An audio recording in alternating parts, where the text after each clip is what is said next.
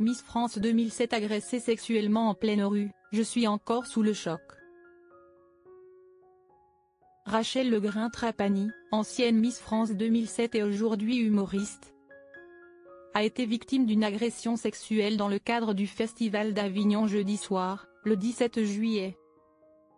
Le lendemain, elle a officiellement pris la parole sur les réseaux sociaux, confirmant l'incident et remerciant la police pour son soutien rapide. L'ancienne reine de beauté française, aujourd'hui âgée de 36 ans et mère de 2 enfants, participait à son One Woman Show intitulé Pas si Miss que ça dans le programme off du Festival d'Avignon au moins. Une opportunité importante pour elle de montrer ses talents d'actrice et de se connecter avec le public. Mais cette soirée, qui aurait dû être pleine de rire et de joie, a été assombrie par une rencontre indésirable dans la rue, où elle a été harcelée et agressée sexuellement par un inconnu. Dans un message émouvant publié sur son compte Instagram officiel, Rachel Legrain-Trapani a partagé une capture d'écran du résumé de la plainte qu'elle a déposée auprès des autorités. Une preuve concrète qu'elle a non seulement choisi de parler, mais aussi d'agir pour se protéger et demander justice. La photo était accompagnée d'un court message mais lourd de sens. La journée ne s'est pas terminée de la meilleure des manières. Merci à la police d'Avignon pour votre réactivité, votre aide et votre soutien. Je vais bien, ne vous inquiétez pas. Son message exprime une grande force. Mais il dissimule aussi une fatigue et une profonde blessure que tout le monde ne peut pas percevoir. Selon le récit plus détaillé de la victime, l'incident s'est produit alors qu'elle distribuait des flyers dans la rue pour inviter le public à son spectacle personnel dans le cadre du Festival d'Avignon. C'est une chose qu'elle fait souvent elle-même moins. Un geste simple et proche qui témoigne de sa passion et de son dévouement à l'art. Au milieu des passants, un groupe de personnes l'a approchée pour prendre des photos. Ce que Rachel est toujours disposée à faire avec son public, comme une partie de sa mission de partage de l'art. Cependant, parmi ces visages amicaux se cachait quelqu'un avec une autre intention. Je prends des photos avec tout le monde, pas de problème.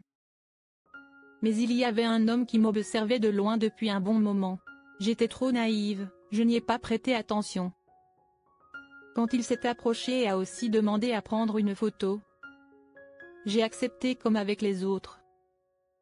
Et puis, à partir de ce moment-là, il a commencé à me toucher, a-t-elle raconté d'une voix tremblante d'horreur, visiblement encore hantée par le sentiment d'impuissance et d'intrusion. Dès qu'elle a réalisé la gravité de la situation, que ce comportement n'était pas une erreur, pas un accident, mais un harcèlement intentionnel, Rachel, désorientée, n'a pas eu le temps de réagir que l'individu s'est rapidement enfui des lieux. Heureusement, une amie qui l'accompagnait à ce moment-là est immédiatement intervenue, tentant de le poursuivre et appelant rapidement la police. Grâce à la réaction rapide et décisive de son amie et des forces de police locales, l'agresseur a été appréhendé peu de temps après. Malgré cela, les conséquences psychologiques de l'incident sur l'artiste sont extrêmement lourdes. Je ne m'attendais pas à ce que cela arrive. Quand j'ai eu le temps de comprendre ce qu'il s'était passé, il avait disparu. Je suis encore sous le choc et je n'arrive pas à y croire, a-t-elle partagé, révélant les fissures fragiles derrière son apparence de force. Ce n'est pas seulement un sentiment de peur, mais aussi la blessure quand un moment ordinaire, qui aurait dû être rempli de sourires et de connexion avec le public a été transformé en un souvenir désagréable. Le lendemain matin, Rachel a continué à recevoir des centaines de messages de soutien de la part du public et de ses fans. Dans un article mis à jour le 18 juillet, elle a partagé une capture d'écran d'un message émouvant d'un spectateur qui venait de voir son spectacle. C'est horrible d'entendre ça. Je viens de voir votre spectacle Vous nous avez captivés du début à la fin. Elle a répondu avec la résilience d'une véritable artiste. Aujourd'hui, je ne me sens pas très bien. Mais le spectacle doit continuer. Rachel n'a pas non plus oublié de remercier toutes les personnes qui lui ont envoyé des messages de réconfort et de soutien dans ce moment difficile. Elle a reconnu qu'un sentiment d'insécurité persistait depuis un certain temps déjà. Peut-être en raison du stress professionnel, de la pression d'être loin de ses enfants et de ses récentes difficultés personnelles, y compris des problèmes financiers qu'elle avait précédemment rendus publics. Bien qu'encore enveloppée par l'écho de la peur et du choc psychologique, Rachel Legrin-Trapani a choisi d'affronter l'épreuve avec courage et un esprit indomptable.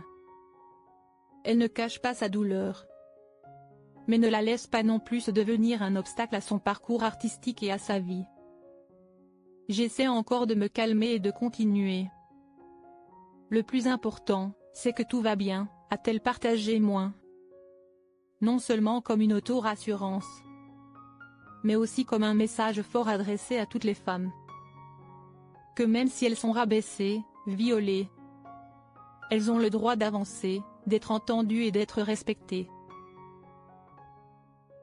Dans un monde où trop d'agressions sexuelles restent ensevelies dans le silence, l'acte de prendre la parole de Rachel est une déclaration courageuse. Elle n'a pas choisi le silence, n'a pas fui le regard du public, mais a choisi de faire face, partageant son histoire avec honnêteté et humanité.